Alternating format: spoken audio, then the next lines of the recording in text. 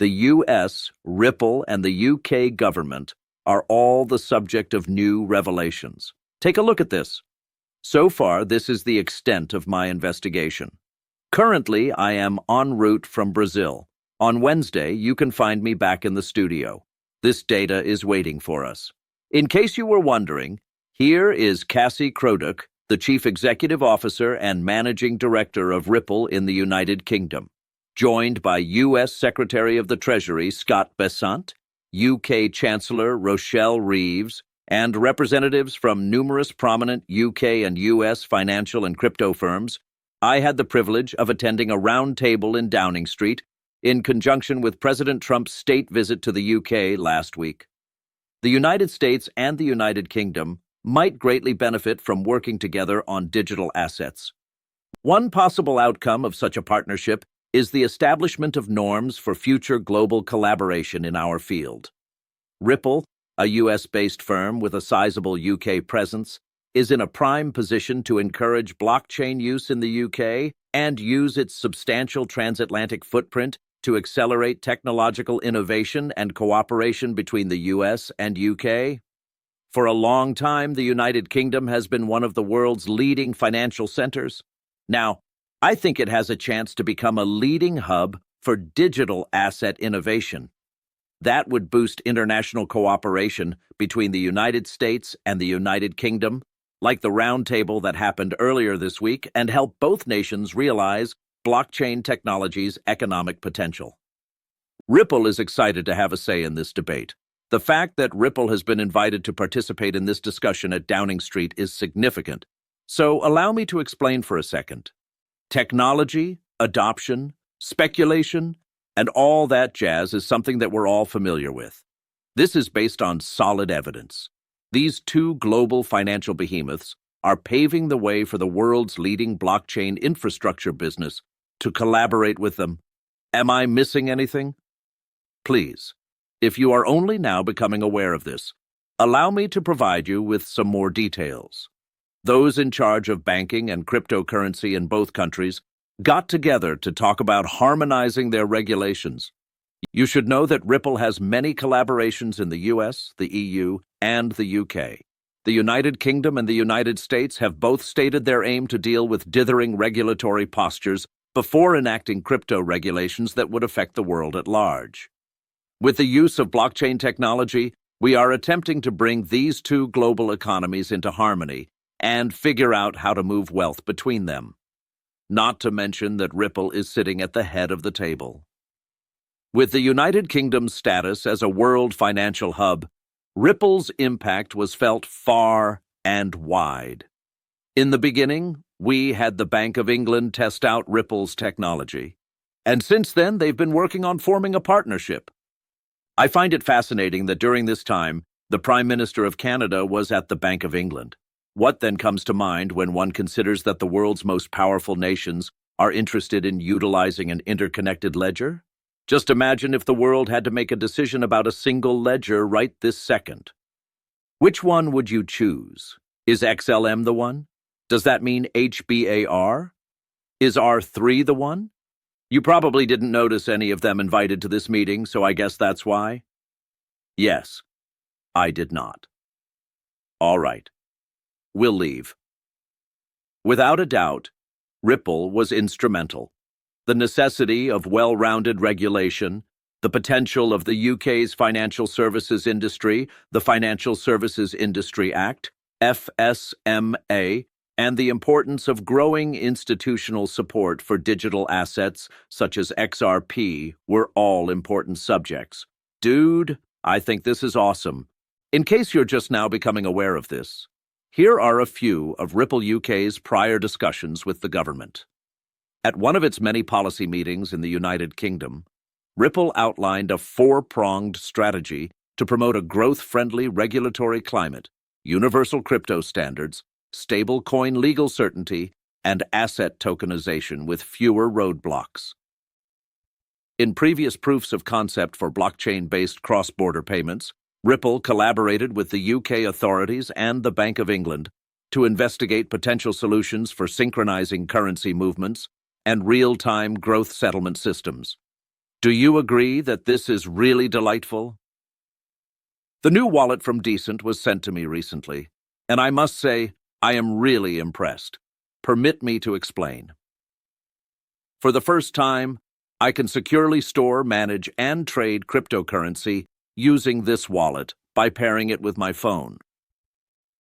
One example of decent tech is this fingerprint biometric scanner, which lets you secure your cryptocurrency with nothing more than your fingertip. You can see that they have the biometric type, as I mentioned before. In addition to the mobile app, they also provide a card type. Just a moment, and I will provide more details about that. Currently work with more projects daily to add them to their cryptocurrency vault, and currently support 85 mainnets and 4,600 cryptocurrencies. In addition, your client reviews are among the greatest. In our live streams, whenever we discuss cold storage wallets, Decent is always mentioned as a favorite. Actually, it's compatible with the XRP ledger and XRP token. Trading, exchanging, and securing your cryptocurrency and digital assets is a breeze with the smartphone app, as I mentioned before. If you're a fan of CoinGecko or CoinMarketCap, you'll find all the facts you need about Decent's dApps under the Inside tab. Stay informed about prices, latest news, and more using Decent's cutting-edge app technology. All you have to do is link your Decent gadget to the app, and that's it. In addition, Decent allows you to add any kind of account. All you have to do is connect your wallet. Then you can begin trading within the app, sending and receiving funds, and even swapping them out. Using Decent's cutting-edge apps, trading your preferred cryptocurrency is a breeze.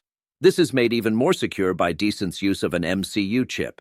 It controls the device's functions and the interface with the user. It safeguards the private keys by storing them.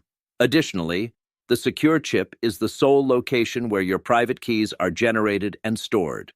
None of the keys ever leave the device because they are stored offline. Use my link to receive $10 off plus an extra $20 for a total of $30 off right now, which is good for a Decent wallet. If you would like to help support the channel and use Decent to secure your cryptocurrency, you can find the link in the description. The moment has come. Much obliged for your time. The video needs to be resumed.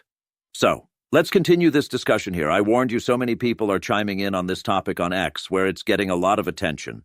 These central banks are interested in Ripple because it has the technology that will allow them to tokenize wealth and put it on the blockchain, which speeds up the transfer of value. Quicker payment solutions in the UK are being exported to other countries, such as the US with Fed Payments and Ripple, the Philippines with blockchain-based e-piso, and the UK with quicker payment solutions in Thailand. This is technology that is already in use in some of the world's largest economies, and it's attracting interest from other, more developing nations, including the Philippines and perhaps others in Latin America and Asia. You link everyone together in this way. Brad Garlinghouse discusses Ripple and their potential innovations in the financial system, the XRP ledger, and payments in this video. Permit me to do so.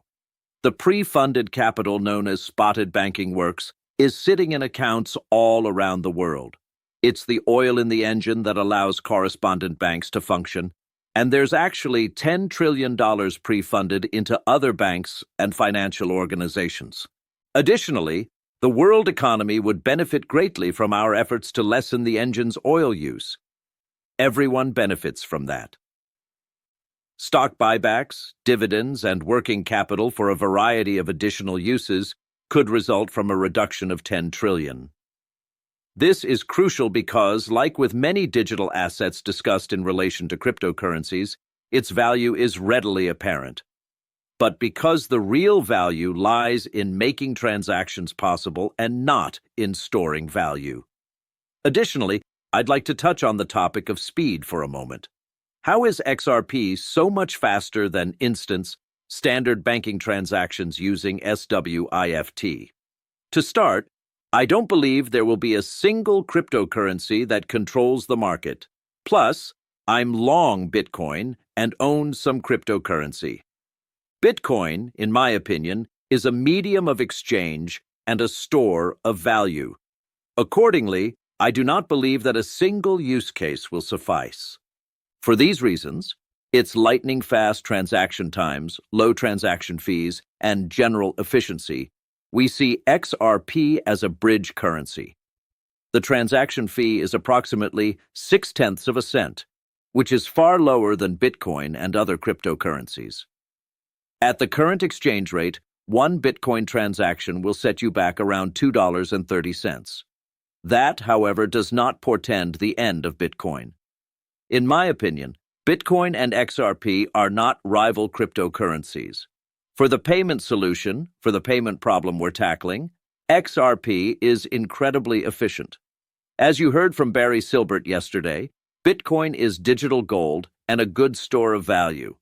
Bitcoin is worth somewhere around $200 billion, but gold is worth many trillions of dollars. Allow me to pose a question to you now. We need to pause for a moment and consider this. Consider this. In the future of our financial system, how many trillions of dollars could be stored in Bitcoin? This is based on the opinions of two prominent figures in the Bitcoin ecosystem, Michael Saylor, the world's leading Bitcoin advocate, and Jack Mallers, who helped build the Lightning Network on the Bitcoin blockchain. That baffles me because Bitcoin is merely a store of value. If digital asset ecosystems are going to hold the majority of value, then Bitcoin won't. In order to drive up the price of Bitcoin, you will actually require working capital or cash to invest in the cryptocurrency. Bitcoin will certainly reach 500,000 and 1 million, but I find figures like $1 billion and similar amounts to be completely absurd. Any market, stocks, bonds, derivatives, real estate, debt markets, repo markets, would benefit more from an infrastructure like XRP than Bitcoin any day of the week when it comes to adding value to chains. Next, we have Paul Barron discussing 200,000 Bitcoin and $10,000 in XRP with Virtual Beacon, who has a charming name, I believe. After the hype surrounding exchange-traded funds, ETFs, dies down, I'd say that timing works better for the end of the year or around January. I believe that at the conclusion of the cycle, we will have reached $10 if Bitcoin reaches 200,000 and the XRP to Bitcoin ratio continues to rise in a manner similar to this year. After another 6 months of this runoff, we will have 4 zeros and 5, bringing us to $10. I expect to produce around $450 by the midpoint of this year's cycle and another $9 to $10 at the peak of the cycle. By setting goals higher than that, we are, in my opinion, being overly optimistic given the historical performance of altcoins. Yeah, I see. The low float of XRP on exchanges and the amount of ETF demand that will come in are plainly not being considered by this person, who is clearly applying models that they have seen in previous cycles to XRP. I don't get why Paul Barron is conducting this interview with XRP, but I suppose it is for what it is. Beyond that, I am at a loss for words. I feel bad about this. On X, I did see a few individuals discussing this. To my knowledge, Brad Garlinghouse has not made any public statements in which he explicitly states this. Therefore, allow me to be crystal clear. Anyone can post here, but it's on TradingView and Binance Square. Brad Garlinghouse of Ripple has stated that XRP has the potential to be included in the U.S. government's asset stockpile. Now, considering all of this, I do think this might be completely correct. However, I will hold off on jumping into this until we get some official phrasing. At this point, it is only conjecture. I would appreciate it if you could grasp that. Basically, this is the total amount of XRP that is available on exchanges right now. Someone should do something with those nearly 1.9 billion XRP. What do you anticipate the next price of XRP on your preferred exchange will be once this supply runs out? Since there won't be any, you believe XRP will command a premium? Leave a remark with your thoughts. I'd really appreciate it. Deutsche Bank and Project Guardian appear to be involved, with Axelar being equivalent to MXRP. I would like to gather some information regarding this. As part of Project Guardian, which aims to enhance asset tokenization and digital asset services across compliant, interoperable blockchain platforms, Deutsche Bank's Project Dama 2 is gathering speed. It is part of Singapore's monetary authority. Axelar, Memento Blockchain, and Interloop Labs are just a few of the innovative blockchain providers and global financial institutions that are collaborating on Project Guardian. There is some supplementary background information here. Wrapped XRP by Axelar, a cross-chain technology with 80 additional blockchains linked to it. A flood of institutional demand for XRP will soon be unleashed by this. My intention is to document every step of this process in a comprehensive film. Then you should stay tuned. On the same day as this video, it should be released. Very well, everyone. Until our next meeting, take care. Being here is very appreciated. On Wednesday, I will meet with you. Thank you. The transcription was performed by turboscribe.ai. Remove this message by subscribing to Unlimited.